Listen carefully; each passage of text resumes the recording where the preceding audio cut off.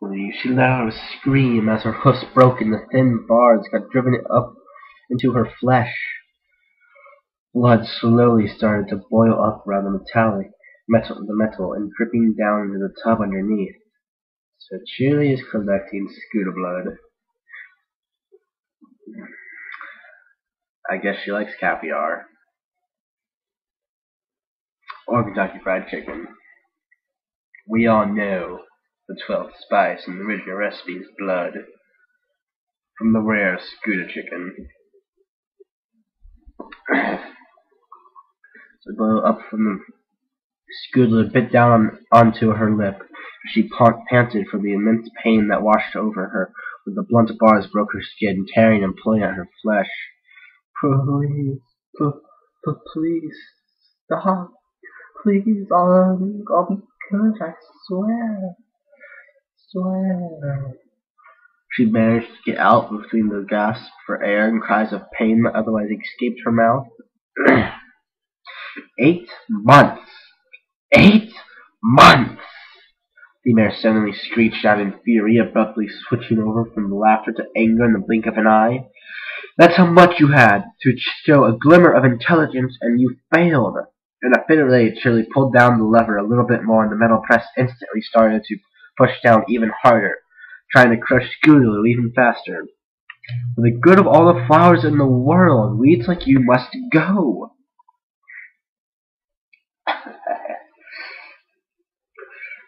Scootaloo would be really confused right now. Like, I'm not a weed. I'm a chicken.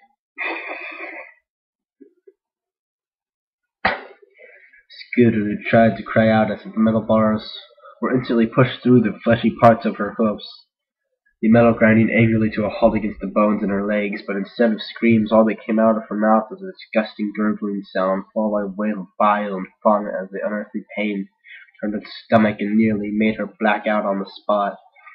The only thing keeping her conscious being the copious amount of adrenaline her body was pumping into her system in the desperate attempt to try and survive the ordeal. A foul and sour substance splattered all over the floor of the cage and dribbled down Scootaloo's body from her mouth, joining the streams of blood as they tumbled into the tub below. Blood can tumble? Tumble? Sheila took a few quick steps back as the vomiting started, to avoid getting any of it on her hoofs.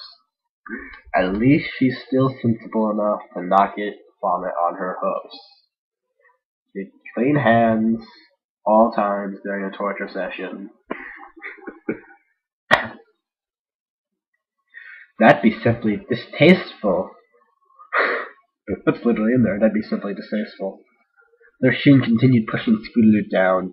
She knew she had to bend slightly forward as she began hysterically pushing up with her shoulders and head as well, grinding her hoofs even more into the metal below, even as her legs violently shook, unable to make pressure much longer.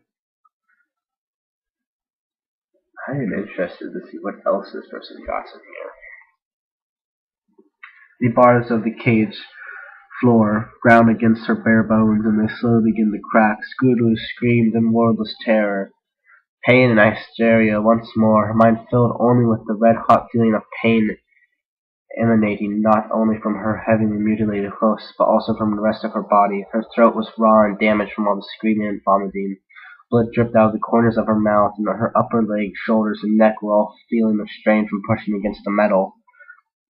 Suddenly, the strain became too much for her little pony legs. Little pony legs? That's redundant. We already know she's a pony. Maybe little Billy legs would make it sound cuter. That's a bit twisted now. As the bones in her hoofs snapped, the metal strips shot up through her legs as the metal plate pushed her down, cleaving through her young, soft flesh like a butter and splitting her overstressed bones clean in two. Though new pain, 100 times worse than all the pain that had come before, sent her into a new fit of vomiting. All that would come out was a puddle of blood that she spat all over herself. Her body couldn't handle the sensory overload, and she teetered on the brink of a blackout. But every new bone that snapped pulled her right back out of the sweet embrace of darkness, and the blunt metal bar shot through her so fast now that she hardly had any time to fall unconscious at all. Blood spattered down in the tub where the red liquid had pooled into a lake together with various other bodily fluids, with more of it leaking out of Scootaloo's legs as she would open the bottle of tomato juice someone was holding upside down. This is seriously starting to get some sick and twisted stuff going on, and I like it. The room swam before her eyes, and she was too weak to continue screaming.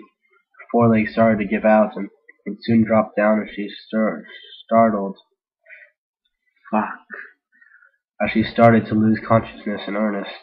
But suddenly, after what seemed to Scootaloo as a century, after the metal had broken through her first bone, although it was in reality only a few moments, the metal plate actually stopped pressing down and actually lifted a little bit as Charlie pushed the lever up, an insane look of glee on her face.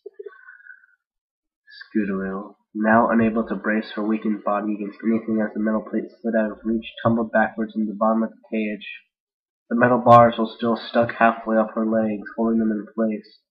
Her weakened legs couldn't handle the strain as she toppled backwards into a physically impossible position, and with a horrendous stream and torrents of blood, Scootaloo's legs simply snapped off from the middle muscles, and ligaments simply tearing off the bone as it broke right around the split point of metal bars had created. Ew.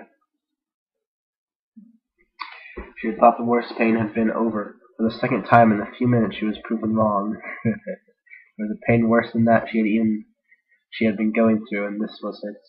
Looking shakily down her body at the mangled remains of her leg that was still attached, as well as the little bloody stump sticking up above the cage floor, almost made her barf blood all over herself again.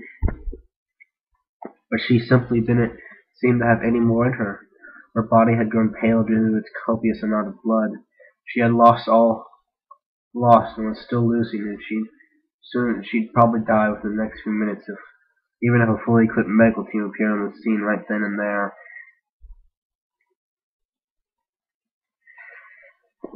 Cheerilee stood with her little hoof on the lever, panting heavily and shaking with pure excitement, completely unable to keep the ecstasy she felt at her twisted dreams finally coming true out of her voice as she spoke. "Any last words, my little weed?" Scootaloo could hardly hear her through the ungodly amounts of pain she was feeling as death started to wrap her in his cold embrace. Aww. He's thus giving her a hug. That's cute. Aww. Can someone draw that? Draw death hugging Scootaloo.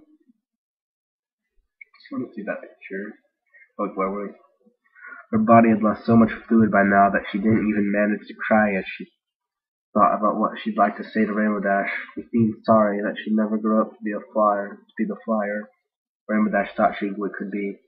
Instead, all that came out of her mouth was a low gurgling, another pool of blood. "I guess not. Who'd want to hear it anyway?" Cheerilee yelled almost hysterically as she pulled the lever completely down. The little filly saw the metal plate storm down at her like a battering ram, her body too weak for a bigger reaction than her feeble attempt to raise her front hoofs to shield her head. With a sickening crash, the machine pounded down into the filly, driving her entire body into the bars below. The crash was so shockingly loud that even Cheerilee turned her head away for a moment and brought it out the hoof protectively.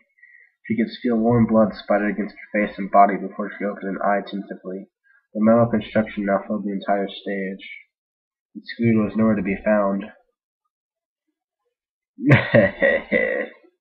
Jelly. You jelly, Scootaloo? Literally, you are jelly. Literally, Cheerilee is jelly.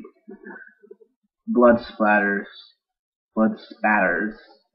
could be seen in a wide variety around the circle, and the same red liquid dripped down the side of the tub to make puddles on the floor. With her legs shaking in excitement, Cheerilee approached the tub, taking care not to step into any of the puddles.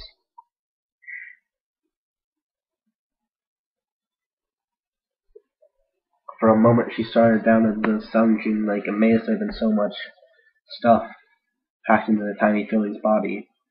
Various chunks of flesh and bone around the grotesque sea as if there were tiny boats. Brings back memories of my bath times. Cheerilee angled her head to look at the bottom of the cage and saw little bits and pieces of Scootaloo still trapped between the metal plate and bars of the cage as well. But apart from those and the huge scarlet stain on the metal, no sign of the filly ever having been in the cage for many days.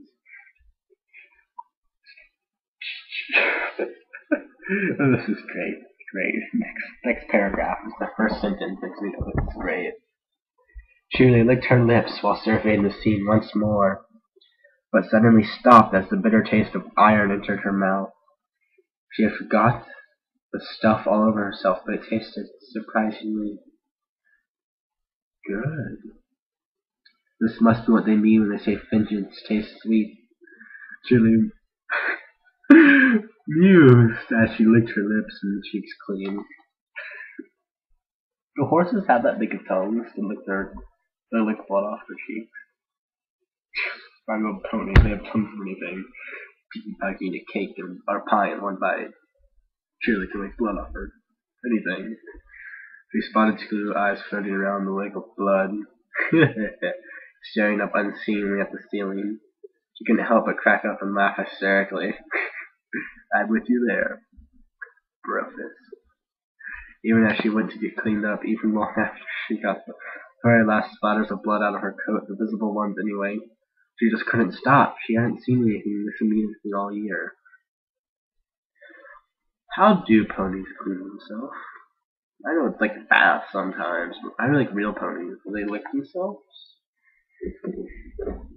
Maybe Cheerilee's a all-natural cleaner.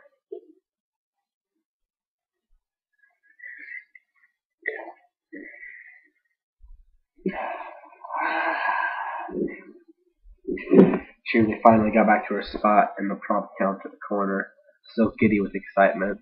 She stared at the stage without really seeing it, and it took her a few moments to notice that she hadn't started paying attention to the play at all yet. She was still savoring Scootaloo's last moments in her mind's eye.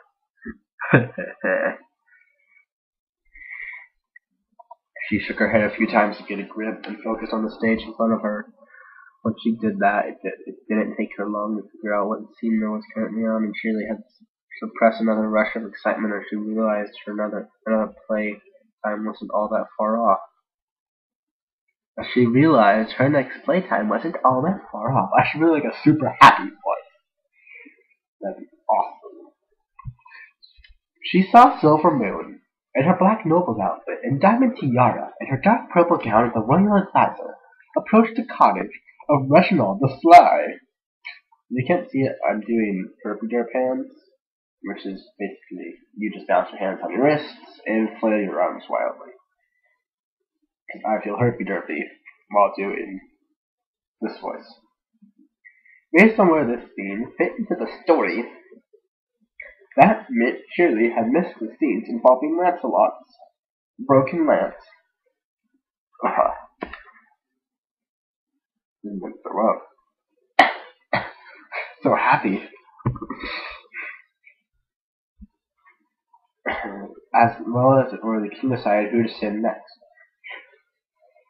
Cheerilee didn't mind Miss these at all. It didn't interest her. She only cared about what was to come next. The pink mare was quite proud of the set pieces that together formed Reginald's cottage, considered them to be very nicely made. Instead of an actual closed-off building, only the back wall and left wall had been put into the place, giving the audience a clean view of the building's interior. She didn't want to agonize her own work, but she was quite proud of the way in which she made all of this all fit together through her plans and instructions. With care and caution, who is that? Oh, Silvermane. With care and caution, my dear Demise, the great filly with the Silvermane said. That's the Silver Spoon. That's the only way to deal with a pony like him. If you don't want to harbor any hope of coming out on top, that is. Let's give her a Russian accent. I don't know how to do a Russian accent. Give him German accents. You can see I'm taking the non-fun parts very unseriously and making them funner-ish. The white and purple maned filly nodded thoughtfully. But of course! Silver tongue! Beim Fuck. I am well aware, and of course, in our case, even though more thoughtfulness is required, we're not simply telling them to stand down, Dr. R. What the hell is this about? The bipolar British and German guy. The two ponies exchanged grin as they walked down the path toward Reginald's front door, which is placed in the street on the left side of the house. I feel like clapping. Of course, the wall itself hadn't been built on stage, but the audience got the basic idea behind it easy enough. The two fillies darted back and forth in front of each other. I can't read anymore. Until Silvertongue finally leaned forward with a sigh and knocked on the door. The audience could see a small door open at the back of Reginald's house, and as the protagonist himself stepped in into his own living room.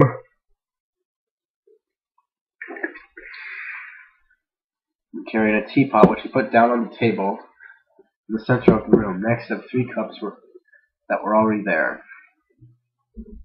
Visitors, at this hour of night, Snips or Snails, whichever one he is, doing an evil voice or like a normal voice. Visitors, at this hour of the night, I wonder who it could be. The villain said, louder than was perhaps needed, with the fourth wall breaking wink at the audience. Fourth walls are for wusses, right, audience? What audience do I have? A pothead, a drunk, and some teenagers up at 4 in the morning, just like me.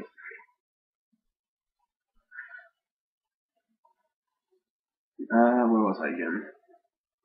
He strolled over to the door and opened it, but he left the cabin chain in a place. Yes?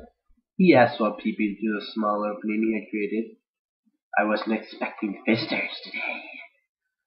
Forget the presentaries, Reginald dear, the Silvermane filly said. Oh fuck, now Silverspoon is talking like a knight or something. We know who they are. Wait, we know you know who we are. Why can't I hook that sentence out right? Diamas finished the sentence and her companion. Reginald's frown was clearly visible even to the people in the back of the theater. Then why knock? Surely you don't believe I'd let you in just so you could apprehend me? The pair of fillies laughed. Apprehend? No! My dear, you have this all wrong. We don't want to apprehend you. We want to work with you. To take care of the king. Once and for all. I think I know the next victim. Wait, pause here. Don't pause at all. Just listen. Take a moment to think of the next victim. Got your inference? Your prediction? Your guess? Yeah, me too.